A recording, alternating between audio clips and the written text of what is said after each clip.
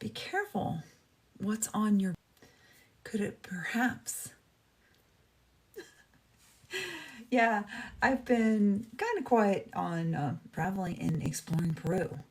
And before any of you haters get all choice, I don't own a house. I don't own a car. I have very few belongings. I'm traveling South America with a backpack, and a carry-on. Yeah. And since I've shed so much of my bullshit programming, I'm really traveling pretty light. But anyway, I just wanted to take some time. I just returned from a trip to do Machu Picchu. Yeah, fucking A. That has been on my bucket list for decades. I'm pretty sure that it's on a lot of people's. But what I came to understand, at least from my personal experience, Machu Picchu being on my bucket list was just part of my programming. I had been programmed. Oh my God, go to Machu Picchu. It's gorgeous. It's beautiful. You gotta go in this lifetime. It's on your bucket list. Get it high. I want to give you the truth of what the experience meant to me. And I can only share my own personal experience with you. You know, I'm always going to give it to you straight with no fuck. So yes, Machu Picchu is beautiful. The site itself is, but here's what, it's been marketed. It's part of your programming to put it on your fucking bucket list. Now, I'm not going to tell you not to go because I don't tell you what to do, but I want to be honest with the experience. It is and what I mean by highly controlled, yeah, you search several months in advance, to even get tickets.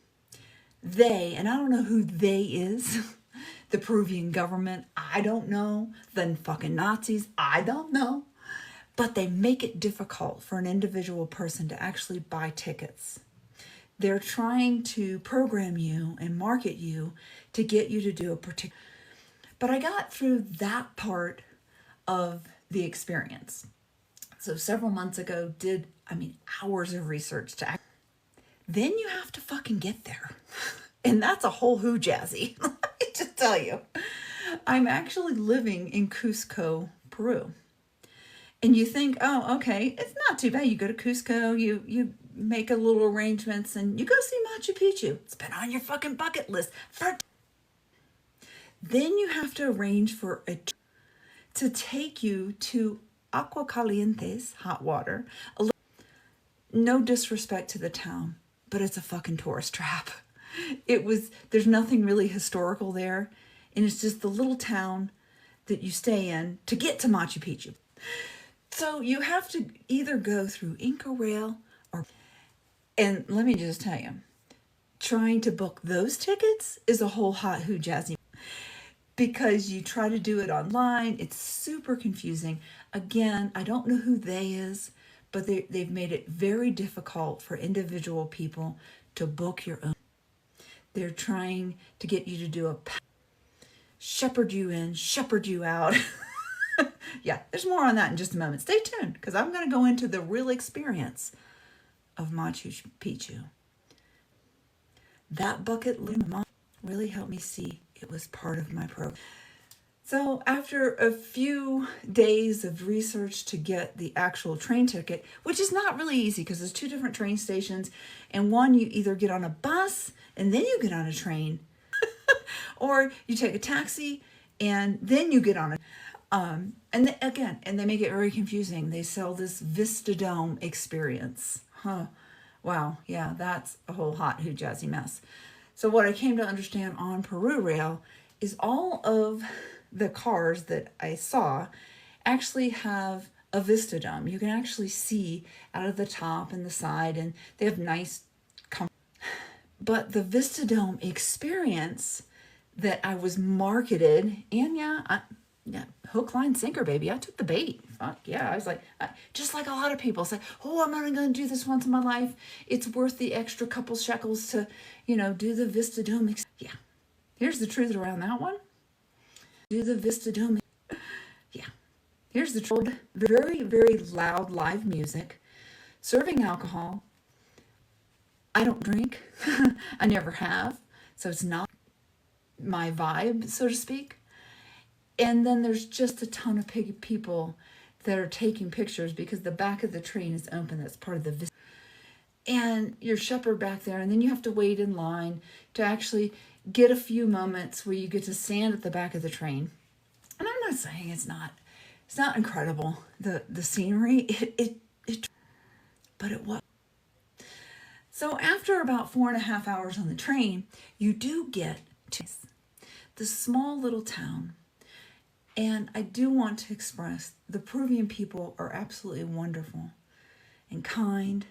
Yes, they are. And this little town is built on, but it's a fuck. And awakened, aware of what's happening. And that's the purpose. That's my holistic scaffolding that's running in the background every day.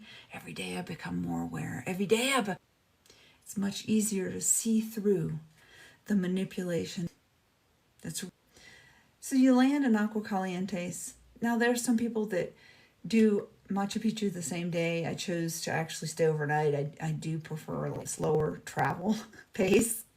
But when you're in Agua Calientes, you're not to Machu Picchu yet. Just so you know. You have to catch a bus. You got to get a bus ticket. And then the bus takes you to Machu Picchu. Now, when you buy the Machu Picchu ticket, you have a certain time. And you only have a certain window within that hour. For example, my ticket was at 10 a.m. So I only had from 10 a.m., I think, to 10:45, and then fucking A. So bought a bus ticket the entire day. And it is happening for me, just like it's happening for really tested where I really tested it. Tested my aggravation of how fucking asleep you make, how inconsiderate some, and it is a mirror. It is a mirror. How fortunate and lucky I am to be able to see that. So when I would see people that were, I was immediately able to stop and go, what part of me? It's a mirror. So let me go back to my, and how much was really just part of my bullshit program. So in Agua Calientes, having to stand in line for almost an hour with several hundred just to get on, it's not a pleasant experience. Now, if there was music, I would dance. There were people that matched my vibe, I would chat with them. There were people that were being rude, I would stop, and it was a mirror. So I made the best of the situation, but it tested me. The 30-minute, I guess maybe 25-minute ride, finally loaded the bus after standing. The ride up to Machu Picchu is spectacular. It's switchbacks, you're in a bar. The ride up to Machu Picchu is spectacular. It's switchbacks, you're in a bus, jammed with people. Get off the bus, stand in another line so you can actually get. And there's all kinds of Nazi rules. Let me just, that shit just fucking triggers me. I'm not gonna lie. You can't take food. You can't, what kind of food? Let's see. You don't have a tripod. You can't have a selfie stick. It's like, Nazis, Nazis, Nazis, Nazis, Nazis.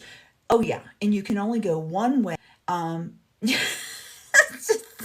So it was like being someone that doesn't fucking follow rules, bullshit rules like you have to wear fucking footwear. Yeah, that shit triggered me big time. But it's okay because I know what's happening for me.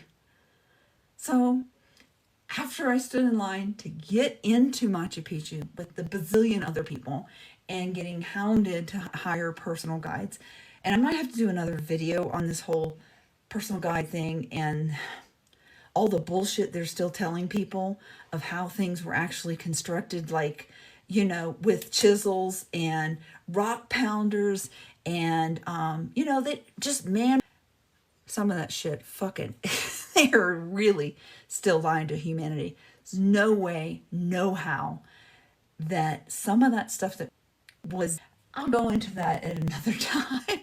So finally in the entrance with a ton of other people and a ton of other, and making my descent to the first place where you actually see the Kodak moment. Yeah, I know I'm dating myself. Kodak moment. And 99% were on their phones, standing in line, jostling, waiting to get that, or whoever. Humanity is still sleep. Humanity. 95 to 99% of the people were on their phones. They were not even really aware of how special and sacred part of that site. There's some parts that are much more.